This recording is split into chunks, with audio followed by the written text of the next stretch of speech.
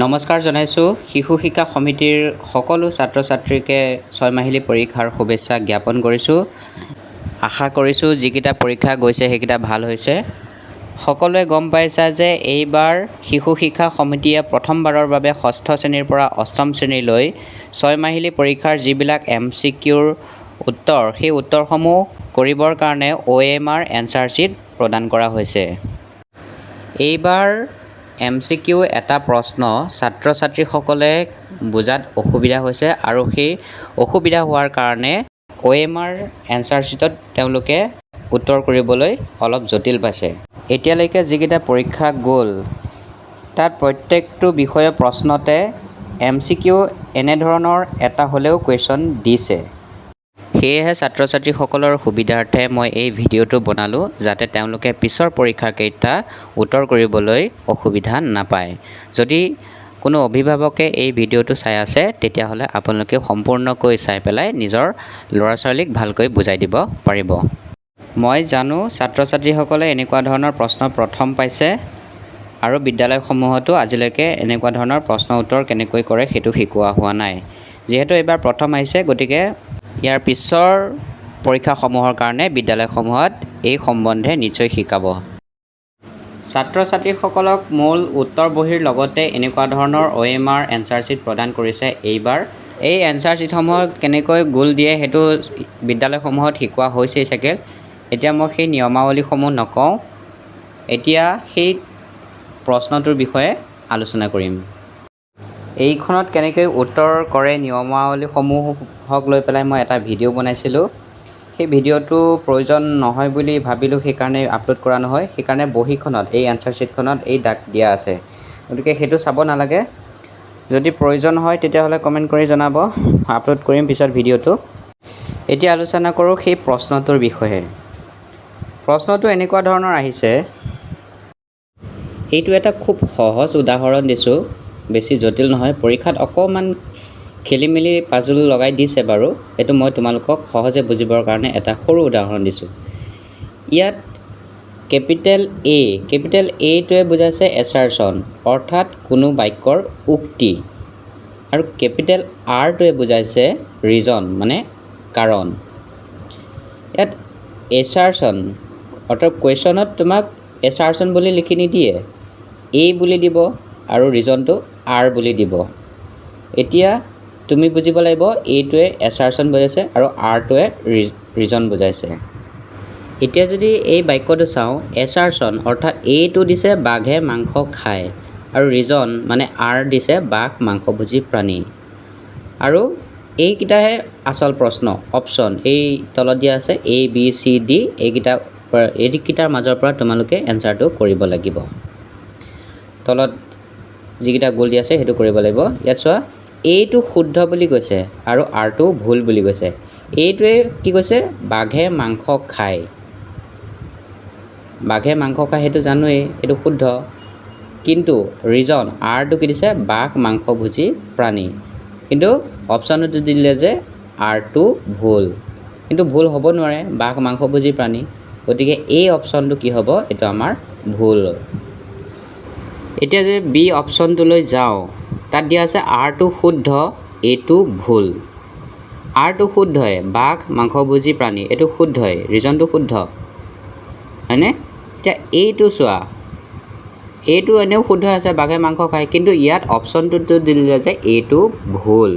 গতিকে এইটো ভুল কেতিয়াও হ'ব নোৱাৰে, বাঘে মাংস খায়, গতিকে সেইটো আমাৰ এনচাৰ নহ'ব, সেইটো বাদ দিয়া। এতিয়া চিলৈ চোৱা, এ আৰু আৰ দুয়োটাই শুদ্ধ। এ আৰ দুয়োটাই শুদ্ধ মানে বাঘে মাংস খায় আৰু ৰিজনটো হৈছে বাঘ মাংসভোজী প্ৰাণী। গতিকে আমাৰ উত্তৰ হ'ব এইটো। গতিকে তাত শুদ্ধ চিন দিয়া, আমাৰ এনচাৰ হ'ব চিটো। এ আৰু আৰ দুয়োটাই অশুদ্ধ, এইটো কোনো পধ্যেই নহয়, অশুদ্ধ নহয়, বাঘে মাংস খায়, বাঘ মাংসভোজী প্ৰাণী। গতিকে আমাৰ উত্তৰ হ'ব চি। আৰু এই চি উত্তৰটো আমি OMR শ্বীটখনত তাত গোল দিব লাগিব। কেনেকৈ গোল দিয়ে সেইটো সকলোৱে গম পাইছাই। এতিয়া উত্তৰটো কি হ'ব, চি। এই চি নম্বৰটোত আমি গোল দিব লাগিব, আৰু গোলটো দিওঁতে অতি সাৱধান যাতে ওপৰৰ তল নকৰা একদম অকণো বগা নথকাকৈ আৰু তাৰ বাহিৰ ফালে নোলোৱাকৈ তোমালোকে ধুনীয়াকৈ গোল দিব লাগিব। প্ৰশ্ন যদি চাওঁ, এইবাৰ 6 মাহিলী পৰীক্ষাত এনেকুৱা ধৰণৰ প্ৰশ্নও আহিছে। ইয়াত আকৌ বেলেগ কৰি দিছে যে কুৱেশ্যন নম্বৰ 6 এ মানে এছাৰশ্যন, আৰ মানে ৰিজন, এনেকুৱা ধৰণৰ দিয়া আছে, আগতে কৈছোঁৱে। ইয়াত আকৌ এইটোৰ মানে এছাৰশ্যনটো ৰোমান সংখ্যা 1 দিছে আৰু আৰটো মানে ৰিজনটো ৰোমান সংখ্যা 2 দিছে। এতিয়া আমি ডিচাইড কৰিব লাগিব এই ৰোমান সংখ্যাকেইটা, আমি উত্তৰ বাচিব লাগিব এই ৰোমান সংখ্যাকেইটা। এতিয়া মানে এছাৰশ্যনটো যদি পঢ়ি চাওঁ, হাতীপতি হ'ল এক তাৰকাপুঞ্জ, মানে এইটো শুদ্ধ। হাতীপতি এটা তাত তাৰকাপুঞ্জ এইটো জানো, গতিকে ৰোমান সংখ্যা ৰোমান সংখ্যা 1 সংখ্যাটো মানে শুদ্ধ, আমাৰ এনচাৰটো শুদ্ধ। তাৰপিছত ৰোমান সংখ্যা 2 মানে ৰিজনটো যদি চাওঁ, হাতীপতিত সূৰ্যৰ দৰে অসংখ্য নক্ষত্ৰ আছে।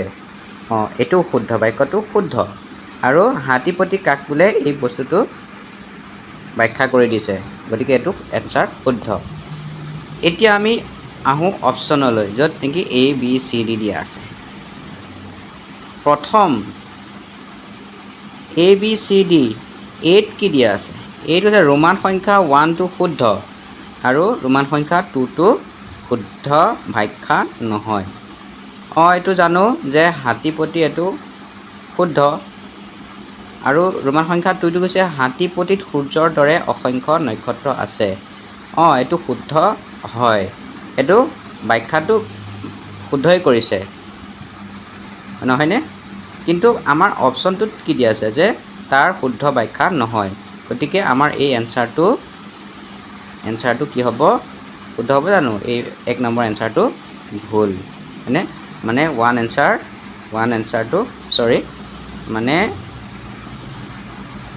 মানে অপশ্যন এইটো আমাৰ ভুল হয়।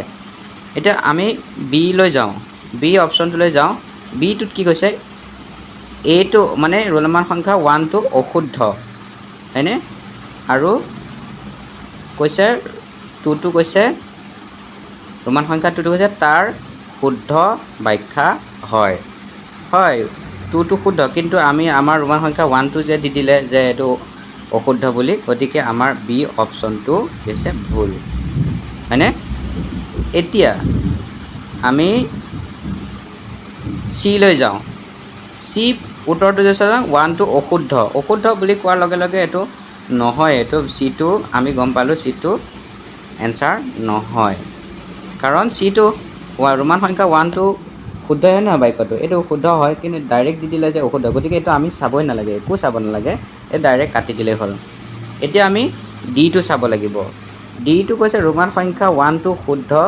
এতিয়া ডিটো চোৱা, ডিটো থাকি গ'ল, তথাপিও চাব লাগিব যে ডিটোক কি কৈছে যে হাতীপতি হ'ল এক তাৰকাপুঞ্জ, গতিকে এইটো এনচাৰ শুদ্ধ আৰু ৰোমান সংখ্যা 2টো তাৰ শুদ্ধ ব্যাখ্যা, গতিকে আমাৰ এনচাৰটো কি হৈ গ'ল? আমাৰ এনচাৰটো হৈ গ'ল ডি, গতিকে ডি। এতিয়া আমি ডিত গোল দিব লাগিব। এতিয়া প্ৰশ্নটো চাই ধুনীয়াকৈ ডিটোত অকণো ইফাল সিফাল নোহোৱাকৈ, বাহিৰলৈ ওলাই নোযোৱাকৈ আৰু মাজত বগা নৰখাকৈ আমি গোলটো দিব লাগিব।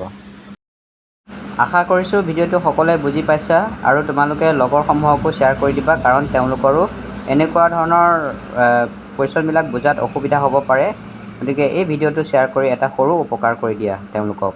আৰু ভিডিঅ'টো যদি তোমাৰ ভাল লাগিলে তেতিয়াহ'লে এটা লাইক কৰি দিবা আৰু কেনেকুৱা ধৰণৰ ভিডিঅ' লাগে মোক কমেণ্ট কৰি জনাবা।